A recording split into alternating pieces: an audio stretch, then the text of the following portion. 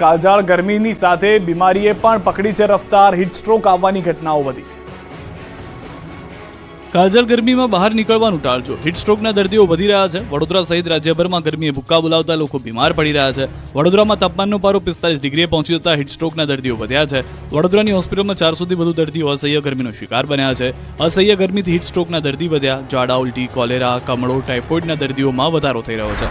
આ બાજુ આણંદના સોજિત્રામાં રોગચાળો વકર્યો. પાણીજન્ય રોગચાળો વકરતા અનેક લોકો બીમાર. ઝાડા ઉલટીના કેસમાં વધારો નોંધાયો. 60 જેટલા દર્દીઓ આવ્યા ઝપેટમાં. હાલ 8 લોકો હોસ્પિટલમાં સારવાર હેઠળ. આરોગ્ય વિભાગની ટીમ એક્શનમાં આવી. ટેબ્લેટ અને ઓઆરએસનું કર્યું વિતરણ. કાળઝાળ ગરમીના કારણે પશુપાલકોને ફટકો. દૂધનું ઉત્પાદન ઘટ્યું. કાળઝાળ ગરમીના કારણે લોકો હેરાન પરેશાન થઈ ગયા છે તો પશુઓ પણ ત્રાહિમામ પોકારી ઉઠ્યા છે. અંગ દજાડતી ગરમી ફક્ત જીવલેણ જ નહીં પરંતુ હવે આર્થિક ફટકો પણ મારી રહી છે. ગરમીના પ્રકોપના કારણે પશુઓએ દૂધ આપવાનું ઓછું કરી દીધું. પહેલા કરતા પશુઓને આવતા દૂધમાં ઘટાડો થતા પશુપાલકોને ફટકો પડ્યો છે. આણંદની પાળજ દૂધ ઉત્પાદક મંડળીમાં દૂધ ઉત્પાદન ઘટ્યું છે. ગરમીની અસર લોકોને સાથે સાથે દૂધાળા પશુઓને પણ થઈ રહી છે. ગત 2 મહિનાની સરખામણીમાં આ મહિને ઘણું ઓછું દૂધ ઉત્પાદન થયું છે. માર્ચ મહિનામાં 1 લાખ લીટર, એપ્રિલમાં 96,000 લીટર, તેની સામે ચાલુ મહિનામાં 70,000 લીટર જ દૂધ ઉત્પાદન થયું છે. પાળજ દૂધ ઉત્પાદક મંડળીએ માર્ચમાં 70 લાખ, એપ્રિલમાં 61 લાખ રૂપિયા અને મે માસમાં 43 લાખ રૂપિયાની ચૂકવણી સભાસદોને કરી છે. ધગધગતા ગુજરાતમાં બપોરે લોકો નીકળતા 2 વાર વિચારે ત્યારે બિલ્ડરો માનવતા ભૂલી ગયા છે. ગુજરાતમાં ગરમીએ માજા મૂકી છે. સૂર્યદેવતા 50 ડિગ્રીને પાર પહોંચવા માટે ઉતાવળા થઈ રહ્યા છે. ત્યારે આ ગરમીમાં તંત્રએ બપોરના સમયે મજૂરોને કામકાજ ન કરવાની સૂચના આપી છે. રાજ્યભરના કેટલાક બિલ્ડરોએ આ માનવતાને નેવે મૂકી દે તેવા દ્રશ્યો જોવા મળ્યા. અમદાવાદ સહિત કેટલાક શહેરોમાં તો રાજ્ય સરકારના પરિપત્રનો સરકારી વિભાગમાં જ ઉલ્લંઘન થતું જોવા મળ્યું. કન્સ્ટ્રક્શન સાઇટ ઉપર ગરમીમાં કામદારોની કામગીરીના નિયમો ભંગ થતા નજરે પડ્યા. બપોરે 1 થી 4 કલાક દરમિયાન કામદારો પાસે કામ ન કરાવવાનો પરિપત્રમાં ઉલ્લેખ છે, છતાં એએમસી જ સરકારી પરિપત્રનો સરેઆમ ભંગ કરતી નજરે પડી છે. સિવિલ નવી સુપર સ્પેશિયાલિસ્ટ હોસ્પિટલ બની રહી છે, જ્યાં 40 ડિગ્રીથી વધુ તાપમાં શ્રમિકો કામ કરતા જોવા મળ્યા. તો રાજકોટમાં તંત્ર મનપાના નિયમોનું ઉલ્લંઘન કરતું દેખાયું. ભર તડકામાં શ્રમિકો કન્સ્ટ્રક્શન સાઇટ ઉપર પાણી છાંટતા જોવા મળ્યા. રાજકોટ શહેરની સિવિલ હોસ્પિટલમાં જ શ્રમિકો કામ કરતા નજરે પડ્યા. 1 વાગ્યા બાદ શ્રમિકો દ્વારા કામ કરવામાં આવતું હોવાનું સામે આવ્યું. શ્રમિકે પણ સ્વીકાર્યું કે તેમના કોન્ટ્રાક્ટર દ્વારા પાણી છાંટવાનું કહેવામાં આવ્યું છે. તો ગરમીને લઈને રાજ્યની જનતાને સીએમએ સૂચન કર્યું છે. જનતા જોગ સીએમએ ટ્વીટ કરીને સૂચનો આપ્યા છે. આકરી ગરમીમાં સ્વાસ્થ્યનું ધ્યાન રાખવાનું સૂચન કર્યું છે. તડકામાં ઘરની બહાર ન નીકળવાની સૂચના આપવામાં આવી છે. મોરબી અને મહેસાણામાં ભુવાઓને ધૂણતા ધૂણતા આવ્યું મોત. ધાર્મિક પ્રસંગ માતમમાં ફેરવાયો.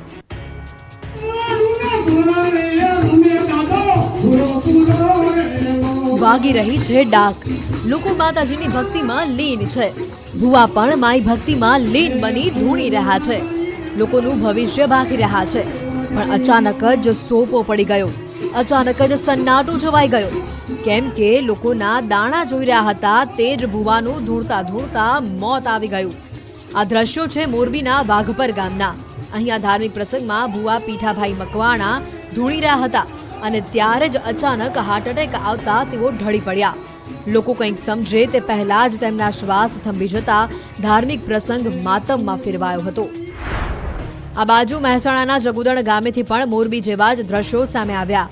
જગુદણ ગામે રમેણમાં એક ધાર્મિક પ્રસંગ ચાલતો હતો, જેમાં ઊંઝાના બ્રાહ્મણવાડા ગામના ભાવજી ગોવિંદરજી ધૂણી રહ્યા હતા. ત્યારે જ તેઓને એટેક આવતા તેઓ ઢળી પડ્યા. સ્ટેજ ઉપર લોકો ડરી ગયા હતા. ભુવાજીને તરત જ મહેસાણા સારવાર માટે ખસેડાતા ડોક્ટરે તેઓને મૃત જાહેર કર્યા. ધોરાજી અને ડાંગમાં ધ બર્નિંગ કારના દ્રશ્યો આવ્યા સામે. લાખો રૂપિયાની કાર થઈ ખાક. આકાશમાંથી રીતસરના અગનગોળાનો વરસાદ થઈ રહ્યો છે. આગ ઓગતી ગરમીમાં જનતા તો ત્રસ્ત છે.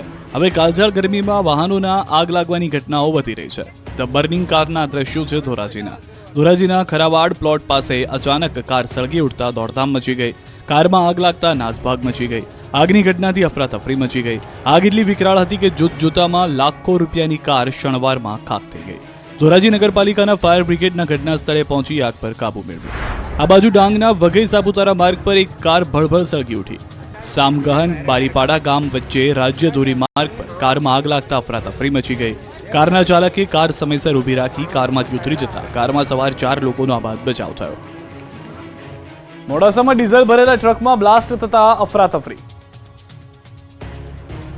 આગના ખતરનાક દ્રશ્યો છે અરવલ્લીના મોડાસાના ટીંટોડમાં ટ્રકમાં ડીઝલના ટેન્કરમાં ભીષણ આગ લાગી હતી. બે આઈસર ટ્રકમાં બ્લાસ્ટ થતા આગ ફાટી નીકળી. બોડી વર્કર્સની જગ્યાએ વેલ્ડિંગ દરમિયાન ટ્રકમાં વિસ્ફોટ થયો. વિસ્ફોટથી આગ ફાટી નીકળી. આગ એટલી ભીષણ હતી કે બંને ટ્રક બળીને ભસ્મીભૂત થઈ ગયા. આગના કારણે અફરાતફરી મચી. વિસ્ફોટ પણ એટલો જોરદાર હતો કે આસપાસના લોકો ડરી ગયા હતા.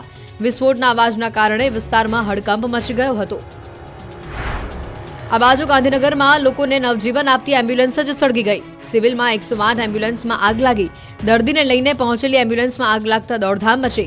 એમ્બ્યુલન્સમાં અચાનક જ ધુમાડા નીકળતા નાસભાગ મચી.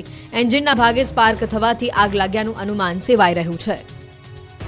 વડોદરામાં વીજ મીટરમાં આગ લાગતા આખી બિલ્ડિંગના લોકોના જીવ જોખમમાં મુકાયા. વડોદરાના ભાયલીમાં ફ્લેટ ધારકોની બેદરકારીના કારણે 40 થી 50 લોકોના જીવ જતા રહી ગયા. કેમ કે ભાયલીના હસમુખ વિલા ફ્લેટમાં શોર્ટ સર્કિટના કારણે વીજ મીટરમાં આગ લાગી હતી. આગે જોતજોતામાં વિકરાળ સ્વરૂપ ધારણ કરી લેતા ભાગદોડ મચી ગઈ હતી. આગ ભીષણ બનતા ફ્લેટમાં રહેતા લોકોના જીવ પડીકે બંધાયા. નીચે લાગેલા વીજ મીટરમાં લાગેલી આગ ધીમે ધીમે ઉપરના માળે પ્રસરતા લોકોએ જીવ બચાવવા માટે ભાગદોડ કરી. આ અંગેની જાણ થતાં ફાયર બ્રિગેડની ટીમ ઘટના સ્થળે પહોંચી અને આગ પર કાબુ મેળવવાનો પ્રયાસ કર્યો. ત્રીજા માળે ફસાયેલી મહિલાનું રેસ્ક્યુ કરાયું. તપાસમાં સામે આવ્યું કે આગના બનાવ દરમિયાન ફાયર સેફટીનું એક પણ સાધન ન મળ્યું. બિલ્ડિંગ માલિકે ફાયર એનઓસી પણ લીધી નથી. અમદાવાદમાં ગુંડાઓ બન્યા બેફામ. ધોળા દિવસે લૂંટ સાથે વેપારીનું અપહરણ. અમદાવાદ પોલીસ જોઈ લો આ દ્રશ્યો. આ યુપી બિહાર નહીં, આ દ્રશ્યો છે જેને તમે સુરક્ષિત શહેર અમદાવાદ કહો છો ત્યાંના. અમદાવાદમાં કઈ હદે કાયદો વ્યવસ્થાની સ્થિતિ કથળી છે તેનો આ બોલતો પુરાવો છે. અમદાવાદના નિકોલમાં લુખ્ખાઓએ ધોળા દિવસે એક વ્યક્તિને લૂંટી લીધો અને અપહરણ પણ કરી લીધું. દ્રશ્યોમાં જોઈ શકાય છે કે અમદાવાદના નિકોલમાં એક વ્યક્તિ છોટા હાથી વાહન લઈને જઈ રહ્યો છે. ત્યારે તેને 4 થી 5 લોકો આંતરી રોકે છે અને ટેમ્પામાંથી યુવાનને બળજબરીથી ઉતારે છે અને અન્ય લોકો પણ આવે છે. તેને બળજબરીથી અન્ય કારમાં ધમકાવી બેસાડી દે છે અને તેનું અપહરણ કરી નાસી જાય છે. આરોપીઓએ એક વ્યક્તિનું ઉત્તમનગરથી અપહરણ કરી ખોડિયારનગર 4 રસ્તા ઉતારી દીધા અને 1.5 લાખ રોકડ સહિત 3.5 લાખ રૂપિયાથી વધુની કિંમત લૂંટી લીધી. સીસીટીવી વાયરલ થયા. પોલીસે 5 આરોપીની ધરપકડ કરીને સમગ્ર મામલે વધુ કાર્યવાહી શરૂ કરી. ભરૂચમાં આધેડને બાળકી સાથે અડપલા કરવા ભારે પડ્યા. લોકોએ ચખાડ્યો મેથી પાક. ભરૂચમાં એક આધેડને બાળકી સાથે ગંદી હરકત કરવી ભારે પડી. ભરૂચમાં આધેડે બાળકી સાથે અડપલા કરતા જનતાએ બરાબરનો મેથી પાક ચખાડ્યો.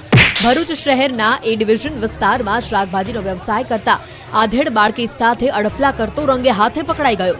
શાકભાજી લેવા આવનારી બાળકીને જાહેરમાં અડપલા કરતા સ્થાનિકો જોઈ ગયા, જેથી આસપાસના સ્થાનિકો રોષે ભરાઈને આધેડને સબક શીખવ્યો. લોકોએ અડપલા કરતા શખ્સને પકડીને બરાબરનો માર્યો. લોકોના ટોળાએ આધેડ પર લાફાનો વરસાદ કર્યો. સાથે જ તે દરમિયાનગીરી કરવા વચ્ચે પડેલા યુવાનને પણ લોકોએ માર માર્યો. લગભગ અડધો કલાક સુધી હવસખોરને પકડીને મારતા આધેડ અધમૂવો થઈ ગયો. થોડીવાર માટે તો શાક માર્કેટ જંગની માર્કેટ બની ગઈ. લોકોના ટોળે ટોળા એકત્ર થઈ ગયા હતા. આધેડની કરતૂત સ્થાનિકો દ્વારા એ ડિવિઝન પોલીસ મથકે કરતા એ ડિવિઝન પોલીસની ટીમ ઘટના સ્થળ પર પહોંચી અને વિકૃત માનસિકતા ધરાવનાર આધેડને ઝડપી લઈ આગળની કાર્યવાહી હાથ ધરી. સુરતના કડોદરામાં નેતાને જે કામ કરવાનું હતું તે કામ જનતાએ જ કરી દીધું.